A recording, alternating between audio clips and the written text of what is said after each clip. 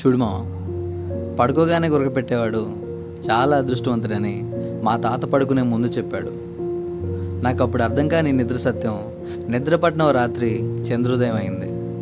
నిజంగా ఆ రోజుల్లో పుట్టిన వాళ్ళు చాలా అదృష్టవంతులు కదా. ఈ కరెంటు, ఇంటర్నెట్, రవాణా సౌకర్యం లేదన్న మాట తప్ప మనిషి మనశ్శాంతిగా బతకడానికి ఆ రోజుల్లో అన్ని సౌకర్యాలు ఉన్నాయి. వాళ్ళకి 3 ఏళ్ళకే కాన్వెంట్ లేదు, 15 ఏళ్ళకే త్రిబుల్ చదువులు లేవు, జాబ్లో స్ట్రెస్ లేదు, లవ్లో బ్రేకప్ లేదు, ఈ రాజకీయ పిచ్చి లేదు, సినిమా వ్యసనాలు అసలే లేవు.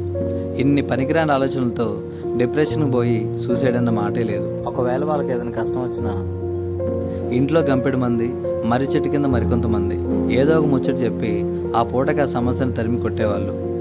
నిజంగా మా ముసలోడు ఆ కాలంలో పుట్టిన అక్కం దొక్కాడు. అదే ఈ రోజుల్లో పుట్టుంటే మనలాగే మనశ్శాంతి లేకుండా ఈ సంపాదన చుట్టూ పరుగులు పెట్టి పేరు తెలియని రోగంతో ఎప్పుడూ పాడెక్కేటోడు.